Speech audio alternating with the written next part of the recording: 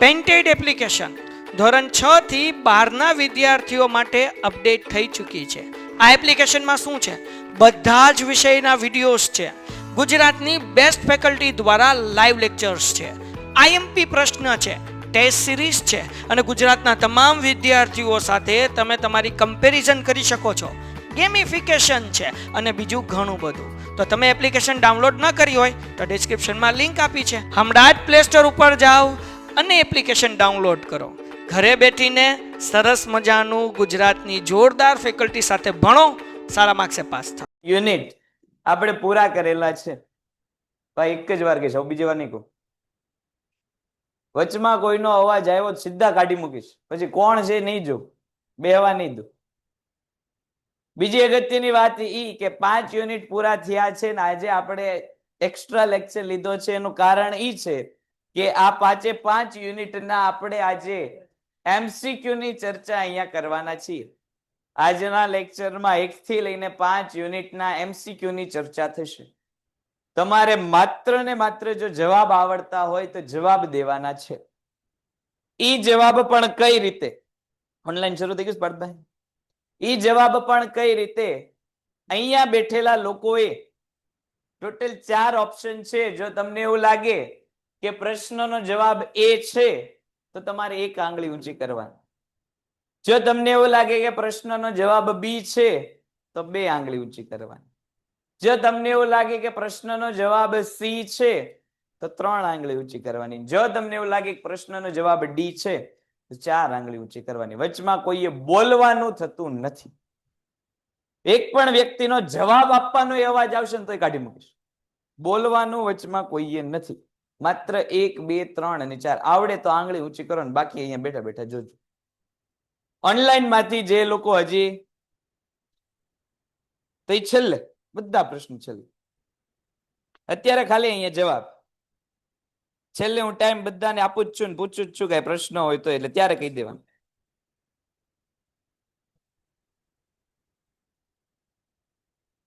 અને ઓનલાઈન વાળા વ્યક્તિઓએ પ્રશ્નનો ક્રમ અને એબીસીડી માંથી જે જવાબ આવતો હોય તે લખવાનો રહેશે. આવી રીતનું આજનું આખું અડધી કલાકનું કામ ચાલશે. જેટલું ચાલે અડધી કલાક. પ્રયત્ન એવો કરેલો છે કે બધામાંથી 8 થી 10 વિકલ્પો આપણે આઈએમપી એવા લીધેલા છે કે જે તમારી સ્કૂલની પરીક્ષા માટે મહત્વના છે, જે તમને 6 માસિક પરીક્ષા જે આવે છે એમાં ઉપયોગી થશે. એટલે વચમાં હવે માત્ર ને માત્ર હાથ જ ઊંચો થશે એ, બી, સી અને ડી. એટલા માટે જ જવાબનો પણ અવાજ વચમાં આવવો જોઈએ. નથી આવડતો તો મૂંગા મોઢે હાથ નીચે રાખીને બેસવાનો છે. ચાલો, ઓનલાઈન વાળા ક્રમ અને એબીસીડી માંથી જે જવાબ આવે તે. ચાલો, ઓનલાઈન માંથી પહેલા ઓડિયો વિડિયો બરોબર છે કે નહીં એ એકવાર જણાવી દો. બોર્ડ ઉપર લખેલું દેખાય છે કે નથી દેખાતું? અને અવાજ બરોબર આવે છે કે નહીં? ઓકે, ડન છે. ચાલો, બાકી બધા ઓકે, ડન. ચાલો, બધાને દેખાય છે. તો ચેપ્ટર નંબર 1 થી 5 MCQ. વચમાં જો મને એવું લાગે છે કે તમને લોકોને મજા નથી આવતી, કારણ કે ઓનલાઈનમાં 2-3 જણા જવાબ દે બાકીના મૂંગા બેઠા રહે, તો વચમાં ગમે ત્યારે આપણે કાર્યક્રમ બંધ કરી દઈશું. અને ભવિષ્યમાં પછી કોઈ દિવસ આવા કાર્યક્રમો આવશે નહીં. આ બધી મહેનત તમારા માટે થાય છે, એટલે તમારે સહભાગીદારી આપવી જરૂરી છે.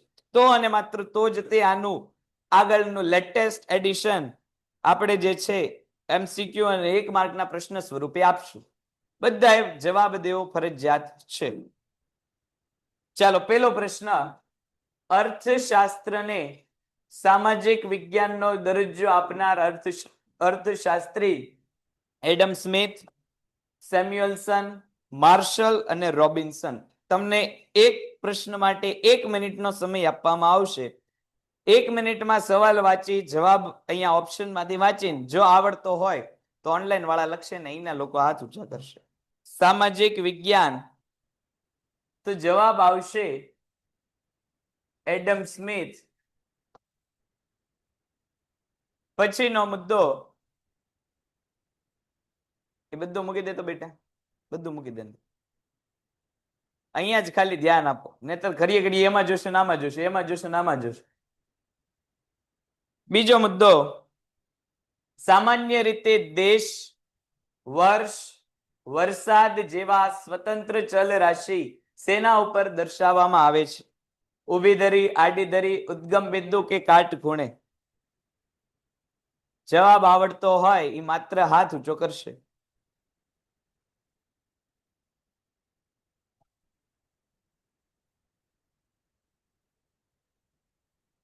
તો જવાબ આવશે આડી ધરી. આગળ વધીએ. આકૃતિ કે આલેખમાં વાય ધરી પર શું દર્શાવવામાં આવે છે? ચલ, સ્થળ, સમય કે ક્ષેત્ર? ત્રીજામાં.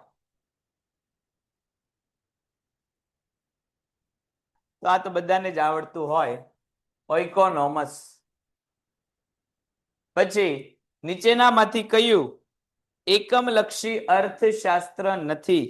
મુદ્દા નંબર 5, નીચેનામાંથી કયું એકમલક્ષી અર્થશાસ્ત્ર નથી? ભાવ સપાટી નિર્ધારણ, શ્રમિક નું વેતન નિર્ધારણ, પેઢીની સમતુલા અને વસ્તુનું કિંમત નિર્ધારણ.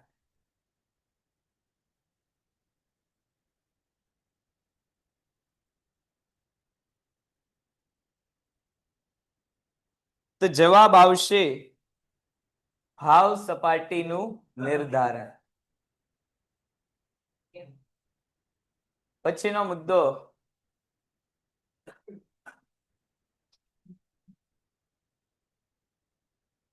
અર્થશાસ્ત્રને વાસ્તવવાદી વિજ્ઞાન તરીકે રજૂ કરનાર અર્થશાસ્ત્રી સ્મિથ, રોબિન્સ, સેમ્યુઅલ્સ કે માર્શલ?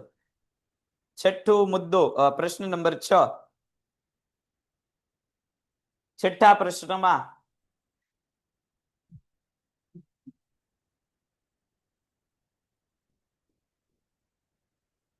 એક જ વાર કીધું બંધ કરી દે બેટા,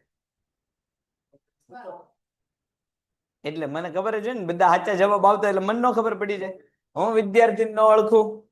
તો જવાબ આવે રોબિન્સ. હે પછી બધા સાચા જવાબ પડે ને એટલે કાંઈક તો ખુલ્લું હોય સાહિત્ય, એટલી તો ખબર પડી જ જાય. તારી તો વાત જ અલગ છે બેટા. પછી નીચેનામાંથી કઈ આર્થિક પ્રવૃત્તિ નથી? ખેતરમાં જઈને મહેનત કરવી, હોટલમાં જઈને જમવું, ડોક્ટર પત્નીને સારવાર કરે તે કે શાળાકીય શિક્ષણ? આર્થિક પ્રવૃત્તિ નથી.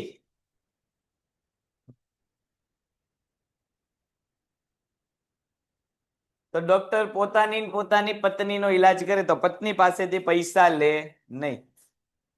પૈસા ન લે એટલા માટે આ પ્રવૃત્તિ કઈ થઈ? લાવ મારે નેતરી સવાલ એમાંથી જોવા છે કે એના નાના બરોબર હરખા છે કે કેમ છે. પછીનો મુદ્દો,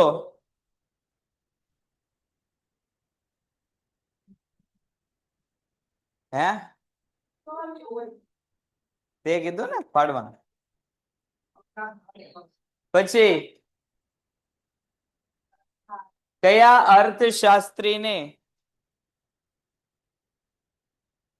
અર્થશાસ્ત્રીને અર્થશાસ્ત્રનો વૈજ્ઞાનિક ઢબે સ્વતંત્રપણે અભ્યાસ શરૂ કરવાનું બહુમાન મળેલું છે?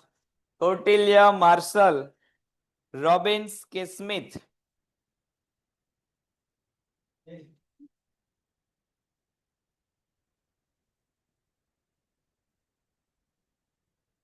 સીધો બેઠતા આમ ઢળી કેમ ગયો એટલો બધો? તો 8માં જવાબ આવશે એડમ સ્મિથ. હે જાઉસ બાર?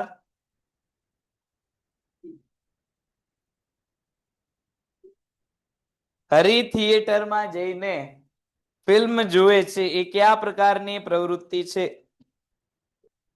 મનોરંજનની પ્રવૃત્તિ, બિન આર્થિક પ્રવૃત્તિ, આર્થિક પ્રવૃત્તિ અને વિનિમયની પ્રવૃત્તિ? પિક્ચર જોવું એ શું? પિક્ચર જોવાથી આપણને શું મળે? તો એને કહેવાય આર્થિક પ્રવૃત્તિ.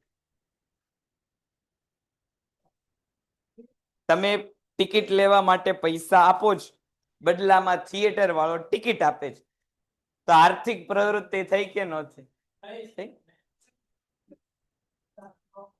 તમે ઘરે પિક્ચર જોતા હો તો એ મનોરંજન થયું,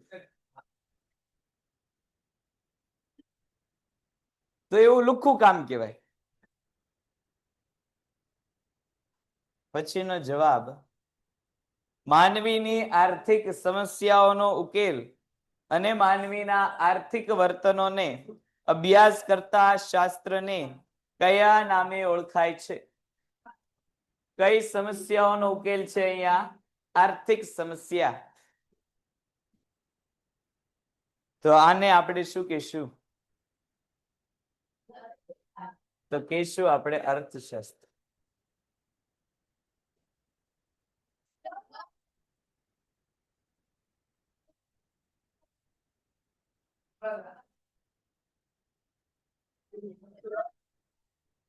કાંઈ વાંધો નહીં, તોય હાથ જ ઊંચા કરવાના છે. તમારે ઓનલાઈન વાળાને કેમ જવાબ લેવા? એવું ઘડીએ ઘડીએ મારે અનમ્યુટ કરવા મ્યુટ કરવા એવું કાંઈ થશે? હાથ ઊંચો થશે એટલે થશે. હે? હા. કોણે અર્થશાસ્ત્રને અછતલક્ષી વિજ્ઞાન તરીકે રજૂ કર્યું છે? 11માં સેમ્યુઅલસન, સ્મિથ, રોબિન્સ કે માર્શલ? સરખો હાથ ઊંચો કરો એટલે ખબર પડે.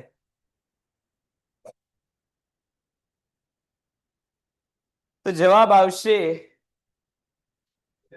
રોબિન્સ. પછીનું, અર્થશાસ્ત્રના અભ્યાસ અને વિશ્લેષણની વિશ્લેષણના ક્ષેત્રની રીતના કેટલા ભાગ પડે છે? 4, 3, 2 કે 5? હે?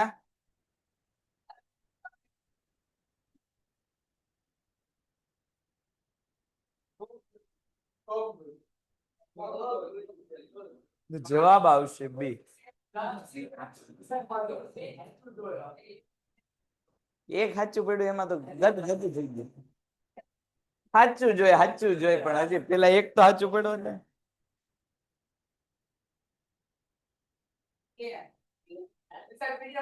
થશે કાંઈક થશે, જોશું. સરસ છે, સરખું સરખા જેવું જ છે. મને એવું લાગે છે આમાંથી જ મને કોકિયા બનાવીને આપી દીધેલું.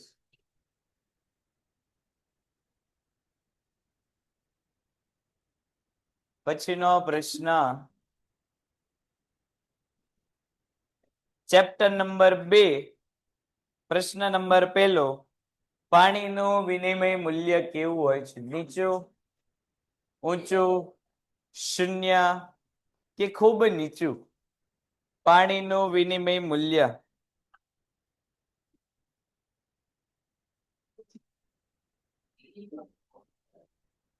તો જવાબ આવશે ખૂબ નીચું.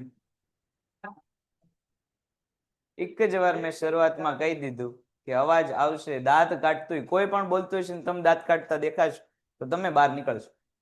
બોલવા વાળો નીકળે કે ન નીકળે, દાંત કાઢવા વાળો નીકળશે. પછીનો મુદ્દો છે, માનવ જીવન માટે વસ્તુ કેટલી ઉપયોગી છે તે બાબત કયું મૂલ્ય દર્શાવે છે?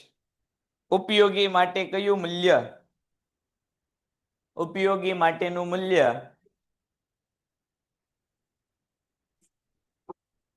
ઉપયોગી માટેનું મૂલ્ય એટલે આવે ઉપયોગિતા મૂલ્ય.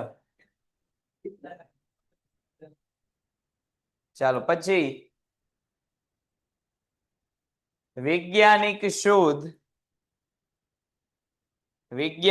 શોધ હસ્તાંતરણ થઈ શકે, સંપત્તિ છે, સંપત્તિ નથી કે માલિકીની ન હોઈ શકે? વૈજ્ઞાનિક શોધ.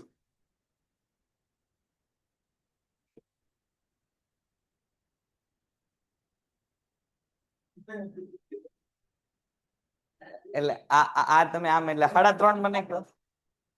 3.5 જવાબ મારે સમજવાનું. તો જવાબ આવશે સંપત્તિ નથી. હા.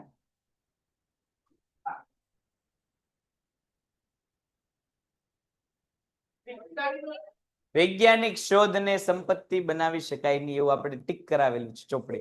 આઈએમપી પ્રશ્ન ટીક કરાય. આઈએમપી પ્રશ્ન ટીક કર્યા હોય તો જોઈ. અહીંયા ધ્યાન આપી પછી ગોતજે. અહીંયા ધ્યાન આપો. વસ્તુ કે સેવાના બદલામાં ચૂકવાતા નાણાકીય એકમનું પ્રમાણ એટલે મૂલ્ય, વિનિમય, કિંમત કે સંપત્તિ. ઉભો થાતો. હા, અહીંયા બીજું. અહીંથી ફરીને અહીંયા બીજું.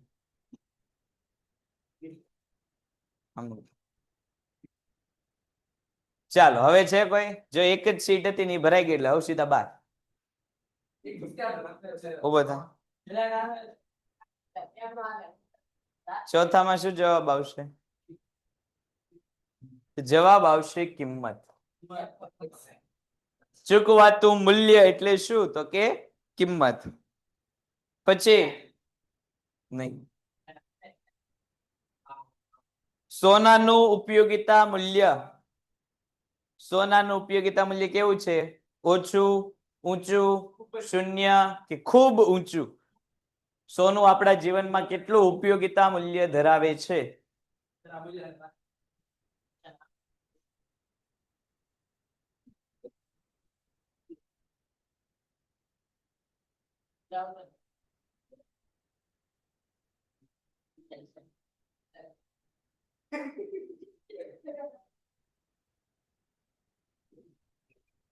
તો જવાબ આવશે ઓછું. એક જ વાર ન્યા બેસવાનું. સોનાનો જીવનમાં ઉપયોગ નથી એટલે ઉપયોગિતા મૂલ્ય કેવું છે? ઓછું. પણ વિનિમય મૂલ્ય કે સોનાનું વિનિમય મૂલ્ય તો એ કેવું છે? ઊંચું. ચાલો આગળ વધીએ. નીચેનામાંથી કઈ વસ્તુઓનો સમાવેશ ભૌતિક વસ્તુમાં થાય છે? સંગીત, ફિલ્મ, સલાહ કે ફ્રીજ? ભૌતિક વસ્તુમાં.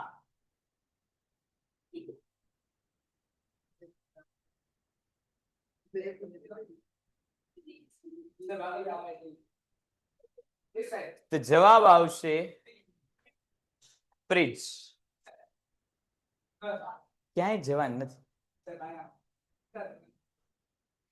તો અહીંયા લખેલું છે. આવતો પછીનો મુદ્દો. ઉત્પાદિત પ્રક્રિયામાં ભાગ લઈ તૃષ્ટિગુણનું સર્જન કરવામાં મદદરૂપ થાય તે કેવી વસ્તુ છે? ઉત્પાદક, વપરાશી, જાહેર કે ખાનગી?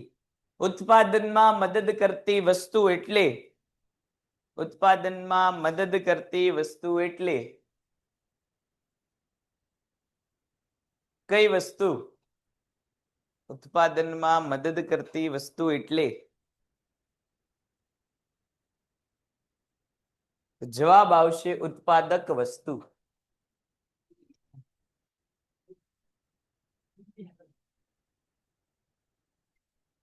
પછી સંપત્તિ નીચે આપેલા વિકલ્પોમાંથી કયું લક્ષણ ધરાવતી નથી?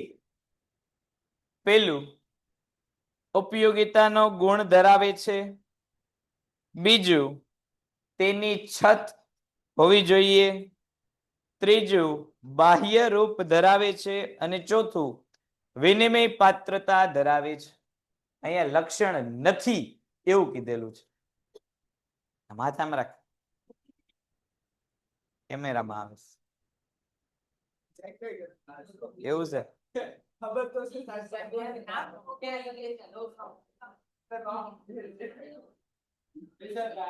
ચાલો તો જવાબ આવશે તેની છત હોવી જોઈએ. સંપત્તિનું હંમેશા શું હોય? અછત હોય. અછત હોય તો જ તે નહીં.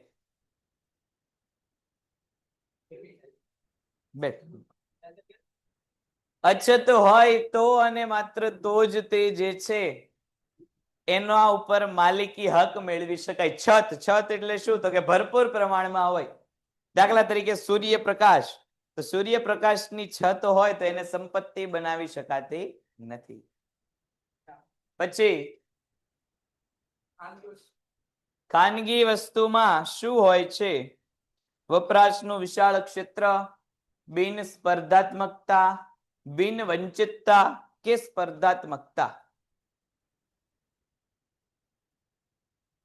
તો બરોબર છે, જવાબ આવશે અંશતઃ આર્થિક પરિવર્તન.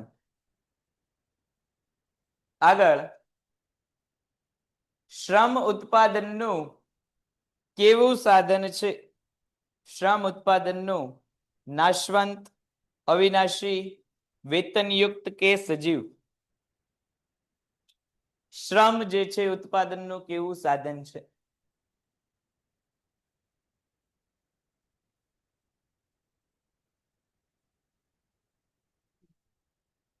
આપણને કઈ આવડે કે?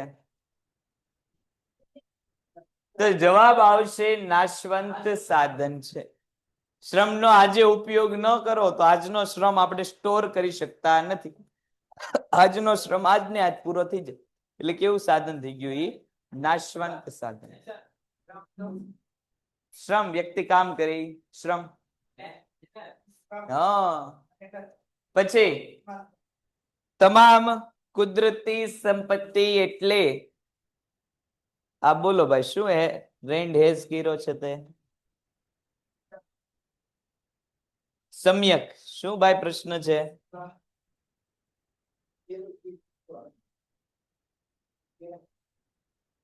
ચાલો આ બધા ત્યાં સુધી એનો જવાબ આપો.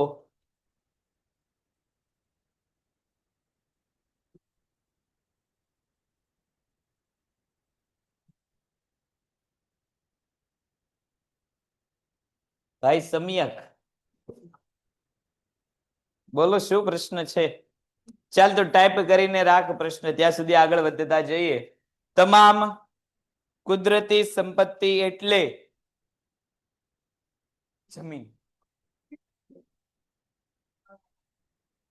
આગળ વધીએ.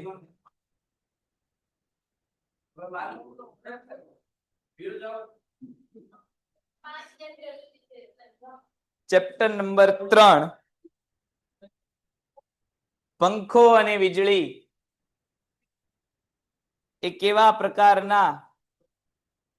ભાઈ સમ્યક તને અનમ્યુટ કરું છું, બોલતો ભાઈ, શું પ્રશ્ન છે? સાહેબ ઓલામાં સજીવ સાધન નો આવે? અવાજ કેમ ન આવતો? હાલો હાલો, હા બોલ. એમાં ઓલું સજીવ સાધન નો આવે? શેમાં? સજીવ સાધન ઉત્પાદન નું. શ્રમ એ સજીવ સાધન છે. શ્રમ એ વાળું. નાશવંત આવે બેટા. ઉત્પાદનમાં શ્રમનો મુદ્દો વાંચ એટલે તને ખ્યાલ આવી જશે કે એમાં પણ નાશવંત જ આપેલું છે. ઓકે, નાશવંત સાધન છે. ડન. ચાલો હવે ઓલું તું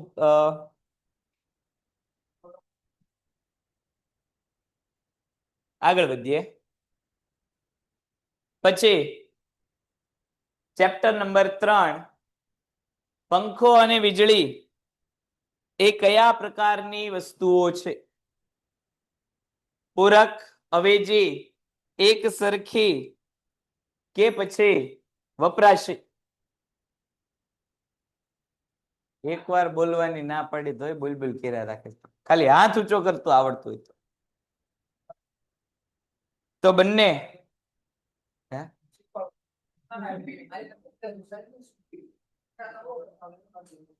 બંને એકબીજાની કેવી વસ્તુ છે? પૂરક વસ્તુ છે. એક વસ્તુનો ઉપયોગ કરવા માટે જરૂરી એવી બીજી વસ્તુ, એને આપણે શું કહીએ છીએ? પૂરક વસ્તુ કહીએ છીએ. જા ઓલાને બોલાવતો.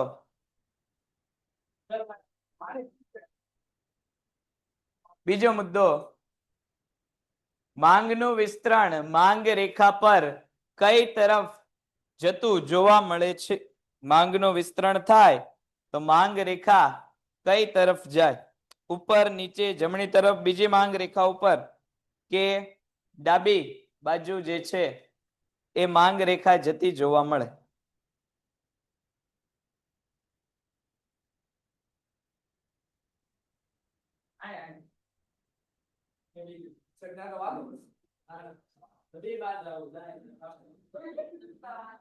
ત્રણ તું રીતે ગણી લે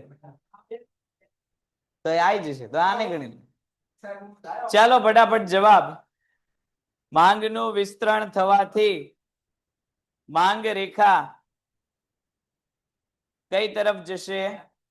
તો કે જવાબ આવશે નીચે તરફ જોવા મળશે.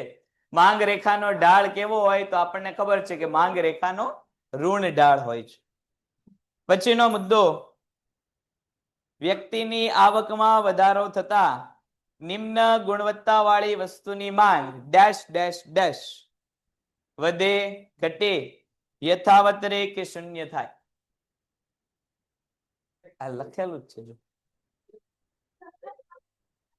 આ તો મૂંગા બેહુ. વ્યક્તિની આવકમાં વધારો થતા નિમ્ન ગુણવત્તા વાળી વસ્તુની માંગ વધે, ઘટે, યથાવત રહે કે શૂન્ય થાય. આવક વધે તો નિમ્ન હલકી વસ્તુની માંગ કેવી થઈ જાય? ઘટી જાય. આપણે બાજરા અને જુવારની વાત કરી હતી કે વ્યક્તિ પાસે પૈસા ન હોય તો એ જુવાર ખાઈને સંતોષ મેળવે, પણ જેવો વ્યક્તિ પૈસા કમાવા માંડે, તને અંદર લાવીને જ ખોટો ગયો.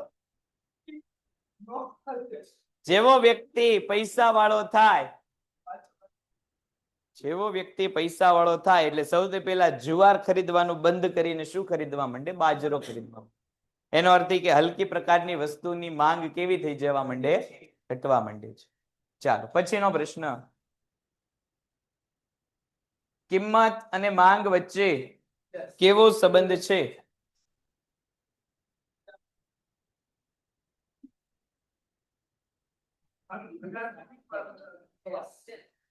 એક આવડ્યું એમાં તો ચોટી ભીડા પણ.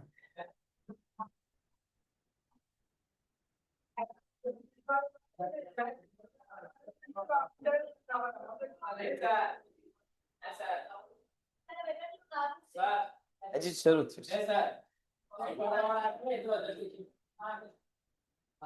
તમે રિવિઝન નો કર્યો અમારો થોડી વાત છે. ચાલો પછીનો મુદ્દો, માંગનો નિર્ણાયક નથી કિંમત, ગ્રાહકની સંખ્યા, ગ્રાહકની આવક કે વસ્તુની વપરાશ. માંગનો નિર્ણાયક એટલે માંગમાં વધારો ઘટાડો આમાંથી કોણ ન કરી શકે? કિંમત, ગ્રાહકની સંખ્યા, ગ્રાહકની આવક કે વસ્તુનું નિર્ધારણ. વસ્તુનો વપરાશ, નિર્ધારણ. જવાબ આવશે વસ્તુનો વપરાશ. ગ્રાહકની આવકમાં ફેરફાર થાય તો ગ્રાહકની માંગમાં ફેરફાર થાય. ગ્રાહકની સંખ્યા વધે તો માંગ વધી જાય, ગ્રાહકની સંખ્યા ઘટે તો માંગ ઘટી જાય. કિંમત અને માંગનો સંબંધ તો આપણને ખબર જ છે. તો એકમાત્ર જવાબ એટલે કે વસ્તુનો વપરાશ અથવા તો વસ્તુની વપરાશ. કેમ અડધું જયું? પછી મુદ્દા નંબર 6, માંગની મૂલ્ય સાપેક્ષતાના પ્રકારો કેટલા છે? 2, 4, 5 અને 7. ઈ ફાટશે.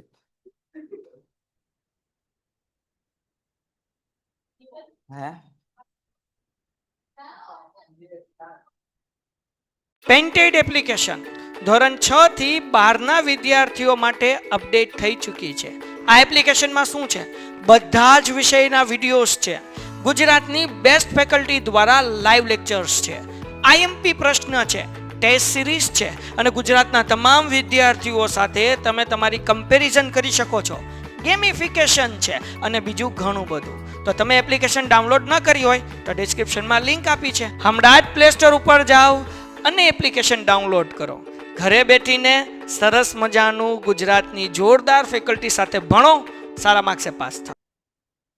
ચાલો મૂલ્ય સાપેક્ષતાના પ્રકાર.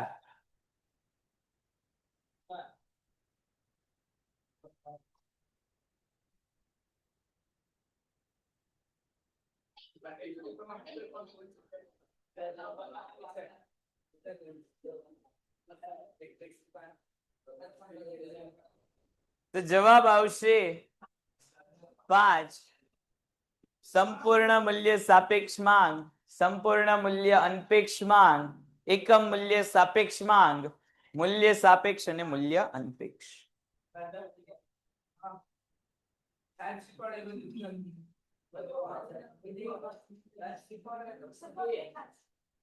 માંગ ના વિધેયમાં કિંમત શું છે?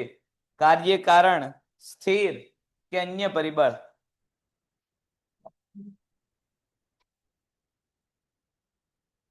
કોણ બોલ્યું? બોલવાની ના નથી પાડી એકવાર.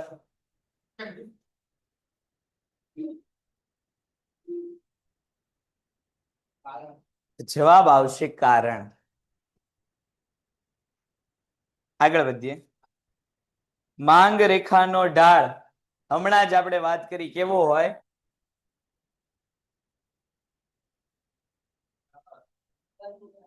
હલકા પ્રકારની વસ્તુ બીજા કયા નામથી ઓળખાય છે?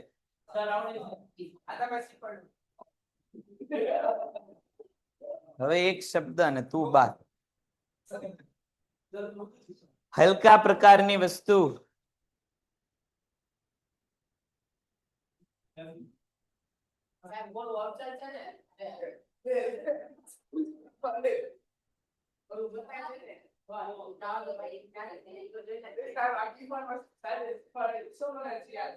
ચાલો એક જ મિનિટ. મેં શીખડાવેલું યાદ છે ને?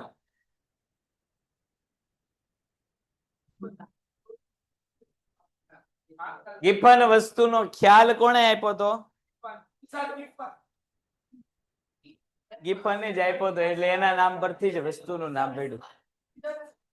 પછી માંગને અસર કરતા પરિબળોને કેટલા ભાગોમાં વેચવામાં આવે છે? માંગને અસર કરતા પરિબળો 1, 2, 3 અને 4.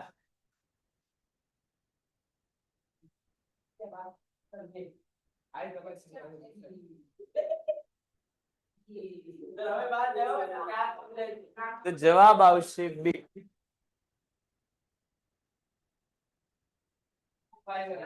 માંગની સાપેક્ષતા કયા પ્રકારનું માપ છે?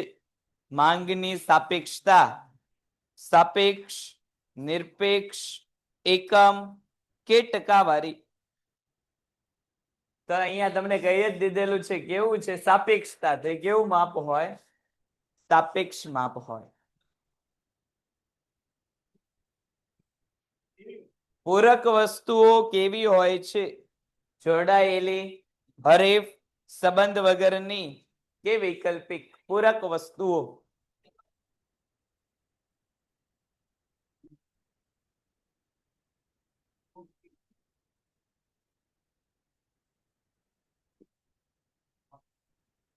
પૂરક વસ્તુઓ કેવી હોય છે?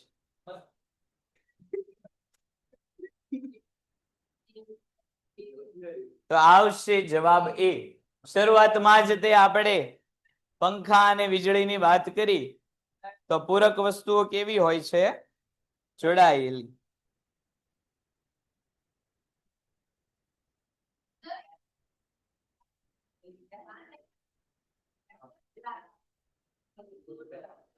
જવાબ એક ના આપણાથી દેવાતા છે ને. ક્યાં દીધા? હા, બોલવાનું તો નહીં જ. ચાલો ચેપ્ટર નંબર 4. ભવિષ્યમાં ભાવો વધવાની અટકળો હોય તો પેઢી વર્તમાનમાં પુરવઠો ડેશ ડેશ ડેશ વધારે, ઘટાડે, સ્થિર રાખે કે શૂન્ય રાખે? જો કંપનીને એવું લાગે કે ભવિષ્યમાં વસ્તુની કિંમત વધી જશે તો અત્યારે પુરવઠો કેવો થઈ જાય? તો ઘટાડો. ભવિષ્યમાં વધુ લાભ લેવા માટે વધુ વેચાણ કરે એ માટે પુરવઠો ભવિષ્યમાં વધારશે, અત્યારે કેવો કરી નાખશે? ઘટાડી દેશે. નથી ભૂલાતું? ચાલો પછી પુરવઠાને અસર કરતા પરિબળો કેટલા છે? પુરવઠાને અસર કરતા પરિબળો, પુરવઠાને અસર કરતા પરિબળો.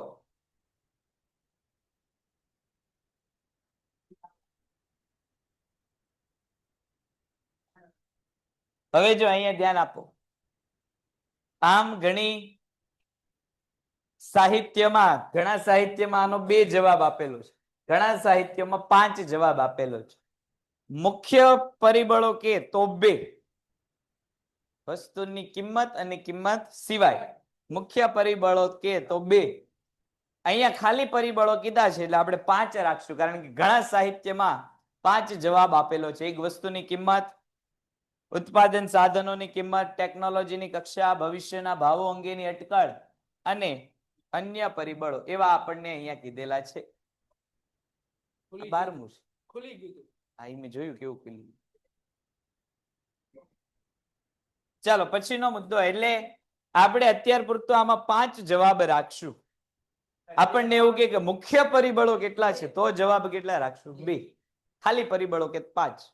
કારણ કે ઘણા પ્રકાશનના એસાઇનમેન્ટમાં પણ નવનીતમાં, કુમારમાં, એમાં ઘણી બધી જગ્યાએ 5 જ આપેલા છે. એ તો ફાટી નીકળી કેમ બહાર? ટેક્સ્ટ બુકમાં 5 છે.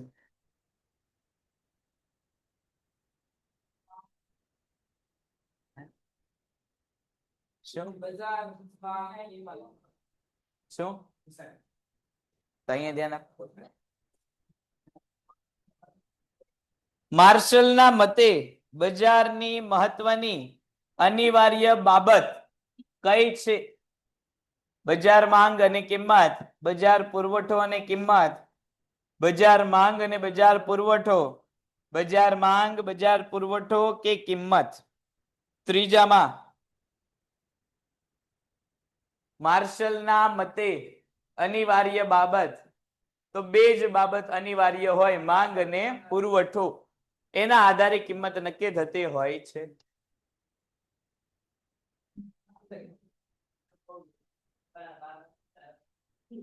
પછીનો મુદ્દો, જથ્થો કુલ પુરવઠા કરતા કેવો હોય છે? જથ્થો કુલ પુરવઠા કરતા વધુ હોઈ શકે, ઓછો હોઈ શકે, વધુ ન હોય અથવા તો નહીવત હોય. એક જ વાર કીધેલું છે, બોલવાનું નથી. માત્ર ને માત્ર હાથ ઊંચો કરવાનો છે. તો બીજો હાથ ઊંચો કરવાનો. બધું ન હોય, ઓછું હોય શકે, એક જ ઓપ્શન. જવાબ આપે વધુ હોય શકે. આપણે જવાબ શું?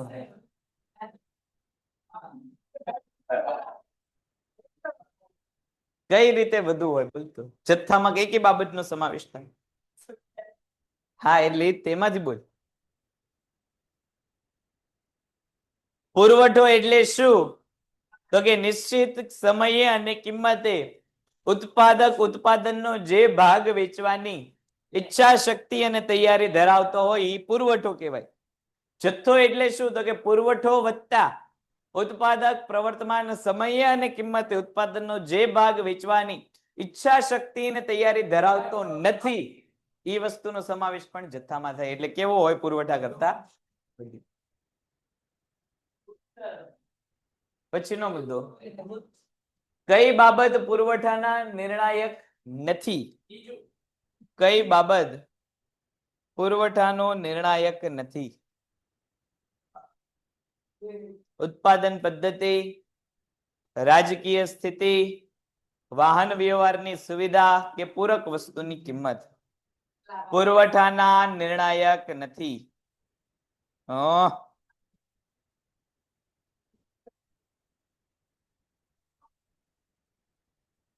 ચાલો જવાબ આપો.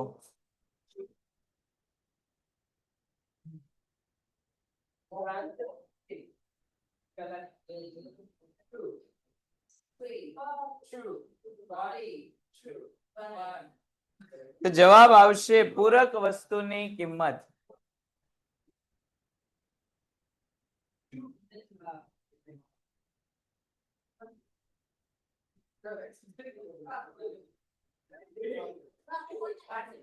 આ એમસીક્યુ જે છે એ હાલ પૂરતો મુલતવી રાખજો, કારણ કે મને એવું લાગે છે કે જવાબ રાજકીય સ્થિતિ હોય, કારણ કે પૂરક વસ્તુની કિંમત પુરવઠાને અસર કરતી હોય છે. જો બજારમાં પૂરક વસ્તુની કિંમતો વધી જાય તો આપણે આપણું વેચાણ કરવા શું કરીએ છીએ? પુરવઠો વધારીએ છીએ.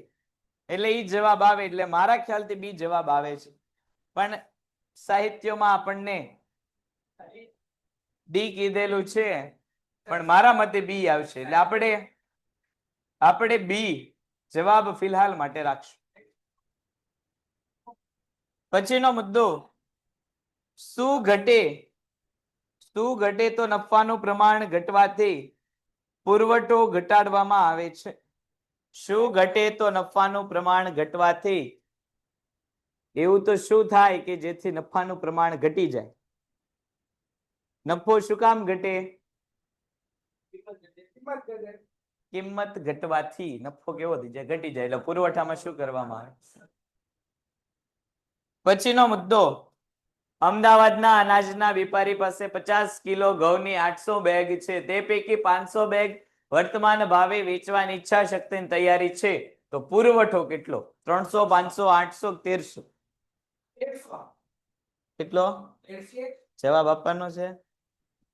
ખાલી હાથ ઊંચો કરવાનો.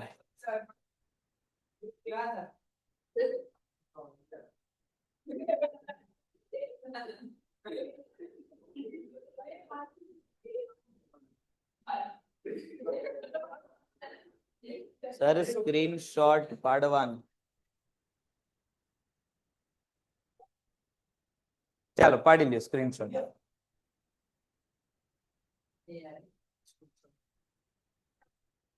ચાલો આગળ વધીએ. આમાં જવાબ આવશે 500. પુરવઠો કોને કહેવાય એની હમણાં જ વ્યાખ્યા કીધી. પુરવઠો એટલે શું? તો કે પ્રવર્તમાન કિંમતે અને સમય ઉત્પાદક ઉત્પાદનનો જે જથ્થો વેચવાની ઈચ્છા શક્તિની તૈયારી ધરાવતો હોય એને પુરવઠો કહેવાય. અહીંયા કેટલી ઈચ્છા શક્તિ તૈયારી છે? તો કે 500. એટલે પુરવઠો કેટલો થાય? 500.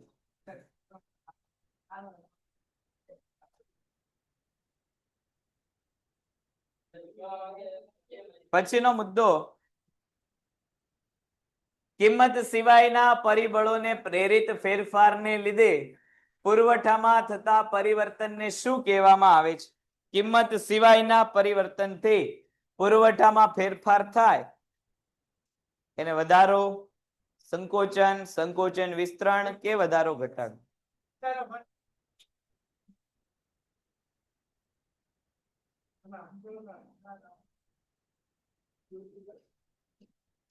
અહીંયા જવાબ આપવાનો છે.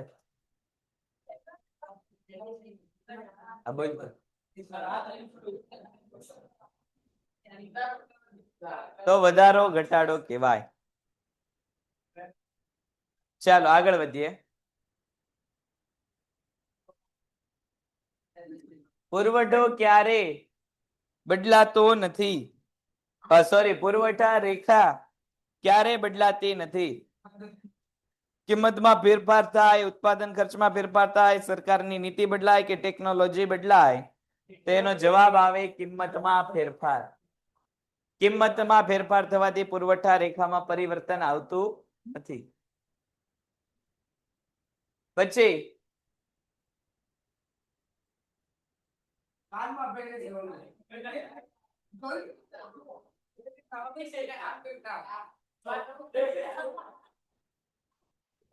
ઉભો થતો 12 આવવા. ઉભો થા 12 આવવા. 12 આવવા. હાલ અહીંયા બીજે, અહીંયા બીજે.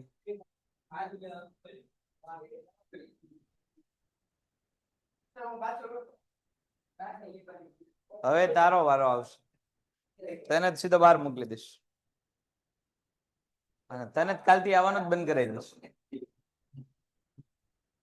ઉભો થઈ જાય ત્યાંથી હાલ. ઉભો થા હાલ ત્યાંથી. ખુરશી લે નાની બાજુમાં બીજા હાલ ફટાફટ ઉભો થઈ જાય. પછીનો મુદ્દો પ્રશ્ન નંબર 10 કિંમતમાં ઘટાડાને કારણે પુરવઠામાં થતા ફેરફારને શું કહેવાય? વધારો, વિસ્તરણ, સંકોચન કે ઘટાડો? કિંમત ઘટવાથી પહેલા તો પુરવઠામાં થાય શું? પુરવઠામાં થાય શું કિંમત ઘટવાથી? જવાબ આવશે સંકોચન. પછી પુરવઠાના નિયમના અપવાદમાં કિંમત અને પુરવઠા વચ્ચે કેવો સંબંધ હોય છે? જો અહીંયા તમને કીધેલું છે શેમાં? અપવાદમાં. સામાન્ય રીતે પુરવઠા અને કિંમતને કેવો સંબંધ છે? તો કે સીધો સંબંધ છે. વસ્તુનો કિંમત વધે એટલે પુરવઠો વધે, કિંમત ઘટે એટલે પુરવઠો ઘટે. પણ અહીંયા સામાન્ય સંજોગોમાં નથી કીધું. અહીંયા તમને કીધું અપવાદમાં કેવો સંબંધ છે. અપવાદમાં કેવો સંબંધ હોય? સામાન્યમાં જો સીધો હોય તો અપવાદમાં કેવો સંબંધ હોય? તો કે વ્યસ્ત સંબંધ હશે.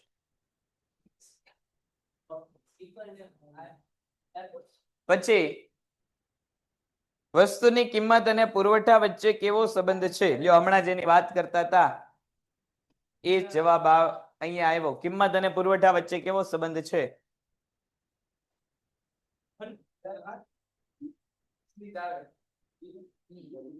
કિંમત અને પુરવઠા વચ્ચે કેવો સંબંધ છે?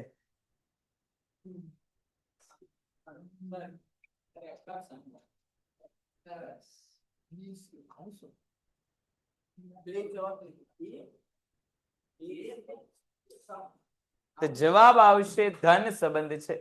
ધન સંબંધ એટલે શું? તો કે કિંમત વધે તો પુરવઠો વધે, કિંમત ઘટે તો પુરવઠો ઘટે. એટલે કેવો સંબંધ છે? ધન સંબંધ છે. છેલ્લું ચેપ્ટર નંબર 5 ટૂંકા ગાળામાં ઉત્પાદનમાં ફેરફાર થતા કયા પ્રકારના ખર્ચમાં ફેરફાર થાય છે? એટલે કે ઉત્પાદન વધવાથી ખર્ચ વધી જતો હોય, ઉત્પાદન ઘટવાથી ખર્ચ ઘટી જતો હોય, ઉત્પાદન શૂન્ય થતા ખર્ચ શૂન્ય થઈ જતો હોય, એવો ખર્ચ કયો છે?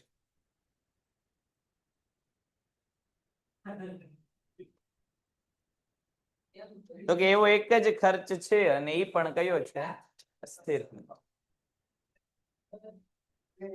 સ્થિર ખર્ચ રેખાનો ઢાળ ઋણ, ધન, એક્સ ધરી સમાંતર કે વાય ધરી સમાંતર?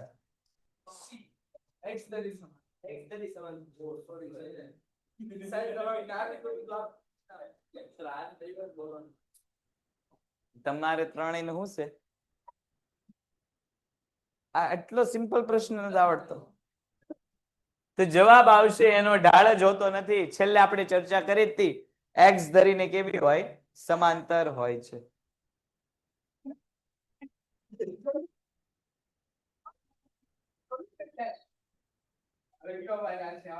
ઉત્પાદક માટે વસ્તુની માંગ રેખા એ જ સરેરાશ આવક ક્યારે બને છે?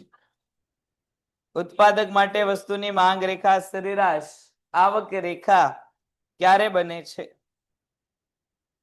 કિંમત બરાબર સરેરાશ આવક હોય ત્યારે, કિંમત બરાબર સરેરાશ આવક ન હોય ત્યારે, સરેરાશ આવક લેસ ધેન કિંમત હોય ત્યારે, કે સરેરાશ આવક ગ્રેટર ધેન કિંમત હોય ત્યારે? વસ્તુની માંગ રેખા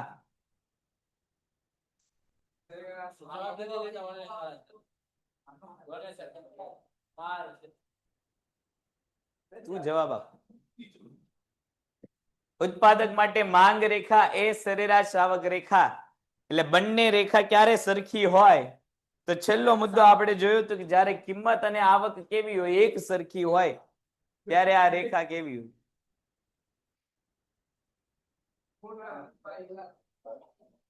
કયા બજારમાં સરેરાશ આવક અને સીમાંત આવક સરખી હોય છે? આ પણ છેલ્લો મુદ્દો આપણો ભણવાનો હતો. કયા બજારમાં?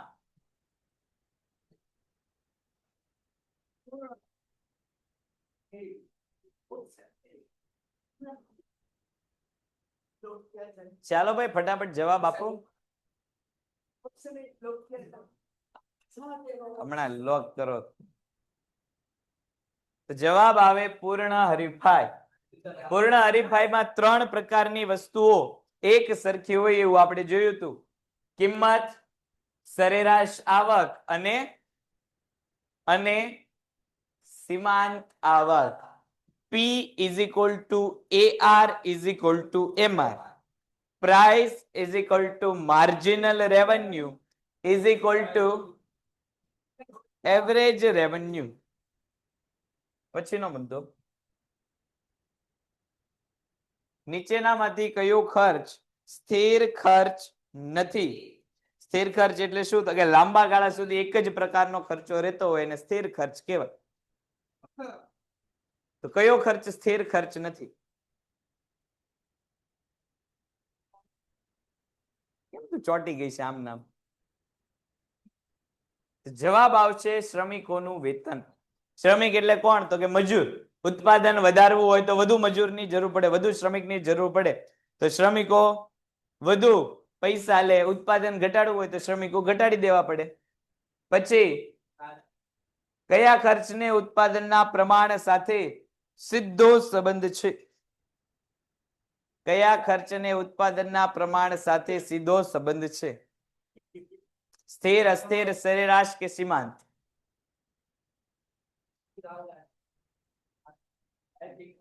સીધો સંબંધ. સીધો સંબંધ એટલે શું? તો કે ઉત્પાદન વધવાથી ખર્ચ વધી જાય, ઉત્પાદન ઘટવાથી ખર્ચ ઘટી જાય, અને ઉત્પાદન શૂન્ય થાય તો ખર્ચે શૂન્ય થઈ જાય. એવો ખર્ચ એટલે તો કે અસ્થિર ખર્ચ. પછી પ્રોફેસર માર્શલના મતે ઉત્પાદનનું મુખ્ય ઉત્પાદનનો મુખ્ય ખર્ચ કયો છે?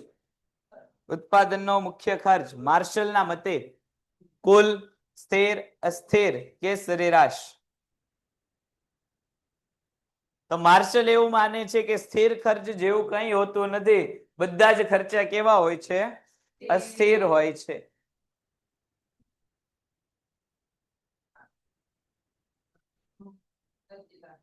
બેટા એકવાર કહું ને પછી સમજી જવાનું હોય.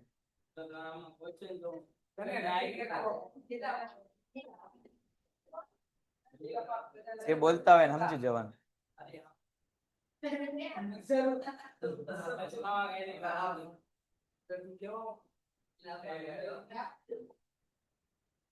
ચાલો પછીનો પ્રશ્ન. ઉત્પાદનનું પ્રમાણ શૂન્ય હોય ત્યારે પણ આ ખર્ચ હકારાત્મક હોય છે. એટલે કે શૂન્ય સપાટીએ ખર્ચ થતો હોય એવો ખર્ચ કયો? નાણાકીય, સરેરાશ, અસ્થિર કે સ્થિર? તો આપણને ખ્યાલ છે કે ઉત્પાદન શૂન્ય હોય, ઉત્પાદન વધે, ઘટે કે શૂન્ય થાય, ખર્ચ હંમેશા એક સરખો રહે. એટલે કયો ખર્ચ? તો કે સ્થિર ખર્ચ. કારણ કે એને ઉત્પાદનના પ્રમાણ સાથે સંબંધ નથી. પછી પેઢીનું કદ ખૂબ મોટું બનતા સરેરાશ ખર્ચ ખાલી જગ્યા થાય. હવે સામાન્ય વાત છે કે જેટલું પેઢીનું કદ મોટું થાય એટલું ઉત્પાદનમાં શું થાય? તો કે વધારો થાય. ઉત્પાદનમાં વધારો થાય એટલે ખર્ચ સ્વાભાવિક રીતે શું થાય? વધે. પછીનો મુદ્દો, કયા ખર્ચને માપી શકાતો નથી? કયા ખર્ચને માપી શકાતો નથી? વાસ્તવિક ખર્ચ, નાણાકીય ખર્ચ, વૈકલ્પિક ખર્ચ કે લાંબા ગાળાના ખર્ચા? તો વાસ્તવિક ખર્ચને માપી શકાતો નથી. તેમાં થાક, કંટાળો, ત્રાસ, બલિદાન વગેરે જેવી વસ્તુઓ આવતી હોય છે. પછીનો મુદ્દો, કયા પ્રકારના ખર્ચની રેખા એક્સ અક્ષને સમાંતર હોય છે? કયા પ્રકારના ખર્ચની રેખા એક્સ અક્ષને સમાંતર હોય છે? જવાબ આવશે સ્થિર ખર્ચની રેખા. હું બધું ઊંચું બોલું છું. પછીનું સરેરાશ ખર્ચની રેખાનો આકાર.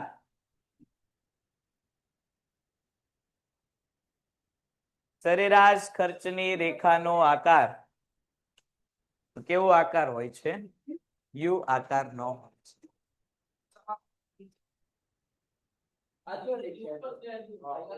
ચેપ્ટર નંબર 1 થી 5 એટલે કે આપણા એમસીક્યુ નું કામ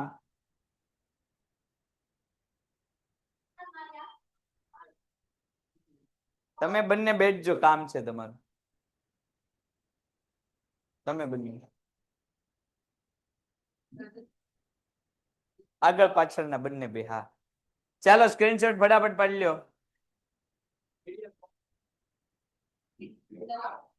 અહીંયા સુધીમાં કોઈને કઈ પ્રશ્ન હોય તો બોલો. ચાલો, અહીંયા સુધીમાં કોઈને કઈ પ્રશ્ન હોય તો બોલો.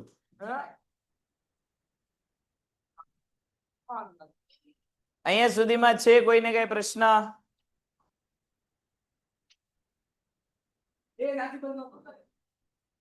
ઓકે, ડન છે. તો બાકીની પ્રવૃત્તિ નેક્સ્ટ લેક્ચરમાં આપણે કરશું. વિચાર એવો છે કે આવી ને આવી પ્રવૃત્તિ આપણે 1 માર્કના પ્રશ્ન માટે પણ કરશું. આવનાર સમયમાં આપણે જે છે 1 માર્કના પ્રશ્ન માટે આવી પ્રવૃત્તિ કરશું. ત્યાં સુધી જય હિન્દ, જય ભારત. Painted Painless Learning.